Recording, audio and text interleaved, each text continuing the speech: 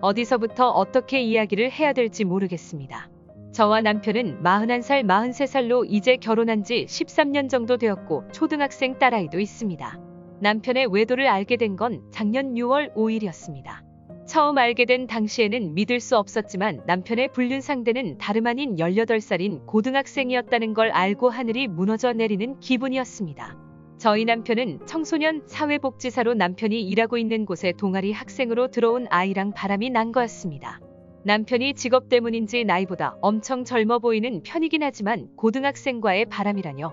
심지어 딸과는 7살 차이밖에 나지 않습니다. 제가 불륜 사실을 처음 알게 된 날 저는 시아버님께 말씀을 드렸습니다.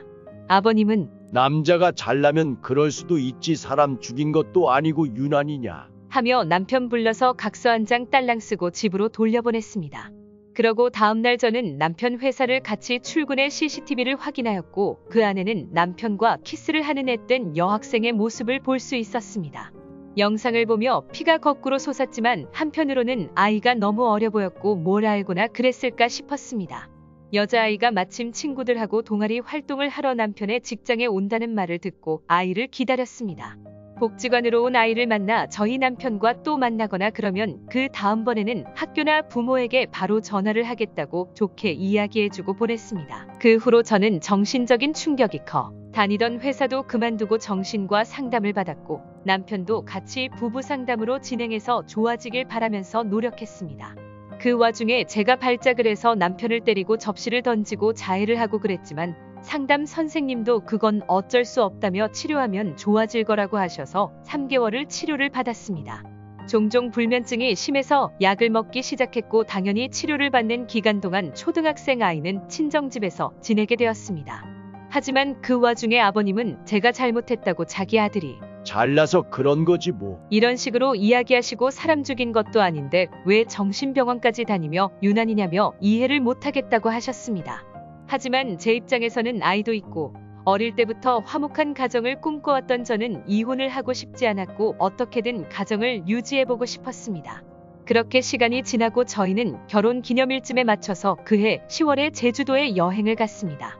그런데 제주도를 갔는데 그 사람이 그냥 시큰둥하고 자꾸 혼자 뒤에서 무슨 사진을 찍고 오고 뭔가 수상했습니다.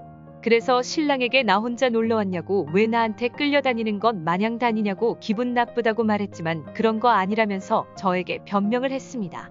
호텔에 들어와서도 같이 맥주 한 잔씩 하기로 했는데 남편은 침대에 누워서 핸드폰만 하였고 저는 혼자 맥주를 마시다 보니 기분이 안 좋아서 조금 싸웠습니다. 그렇게 그럭저럭 제주도 여행을 마치고 다음날 인스타그램을 하다가 친구 추천에 남편 사진이 떴습니다. 나중에 친구에게 들으니 상대방의 핸드폰 번호가 저장되어 있으면 인스타그램 아이디를 몰라도 그 사람의 아이디가 친구 추천에 뜬다고 하더라고요. 근데 제가 원래 알던 남편 인스타 아이디가 아니고 이거였습니다. 남편과 저희 이름은 둘 다 이니셜이 SH입니다. 그런데 뒤에 있는 JH는 뭐인지 갑자기 다시 그 고등학생의 얼굴이 스쳐 지나갔습니다.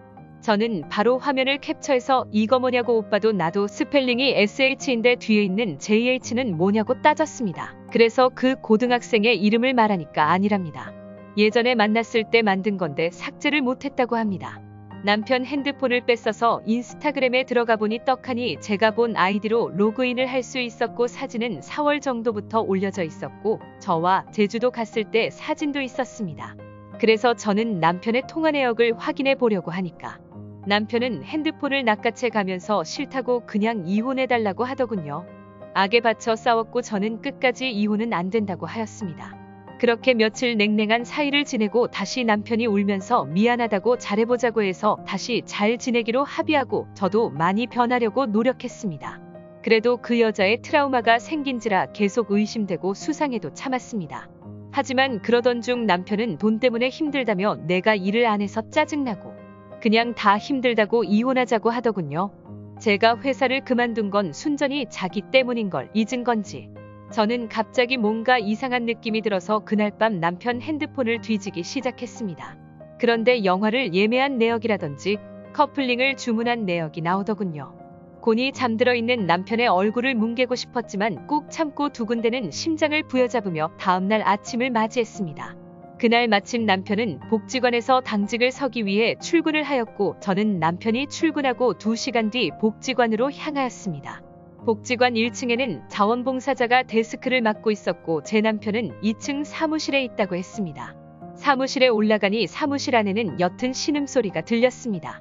저는 설마 하는 마음으로 조심히 문을 열었고 문이 열린 사무실 안구석에 있는 휴게실 쪽 소파 위에서 헐떡이는 남편의 등판이 보이더군요. 그 아래로는 역시나 그 여고생이 있었습니다.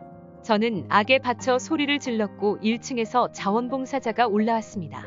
마지막에는 경찰도 오게 되었고 미성년자이지만 만 16세 미만이 아니어서 미성년자 성폭행에 해당할 수 없다고 하더라고요. 저는 그날 저녁 너무 상실감이 커서 좋지 않은 선택을 하였습니다.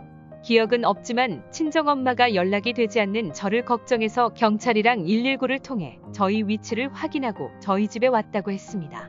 병원에서 친정엄마가 저를 붙잡고 우는 모습을 보자 저는 마치 각성한 듯이 그 아이를 찾아가야겠다는 생각이 들었습니다.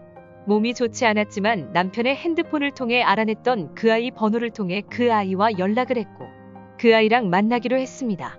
만나서 이야기를 들어보니 내가 정신과 상담을 받고 있을 때 이미 그 사람은 벌써 만나고 있었더라고요.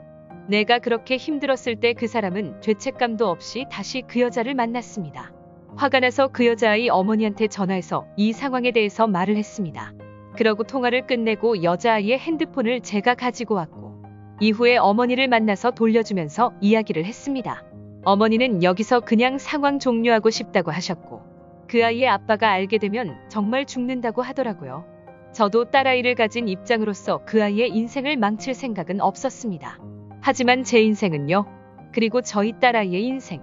나는 그래도 그 사람을 많이 사랑했는데 이렇게 배신을 당하고 나니 살고 싶지가 않아요. 남편은 저에게 미안한 건 1% 없었고 오직 그 아이가 학교 생활 잘 마칠 수 있도록 그 아이 아빠에게만 말하지 않도록 하고 그 아이는 이 상황에서 빠지게 하고 싶다고. 하지만 이 상황을 만든 건 두 사람인데 왜 그 아이를 빼야 되는 걸까요? 저는 신랑한테 지금까지 미안하다고 듣지도 못했습니다. 저는 정말 진심의 사과를 원했지만 그 사람은 끝까지 이혼해달라고만 하더군요. 저는 지금 정말 살 수가 없는 하루하루입니다. 저는 그 사람을 많이 사랑했나 봐요. 그래서 지금 상상할 수 없을 정도의 상처를 받았고 그냥 그 사람이 밑바닥까지 내려갔으면 좋겠습니다. 어떻게 해야 최고의 복수를 할 수 있을까요?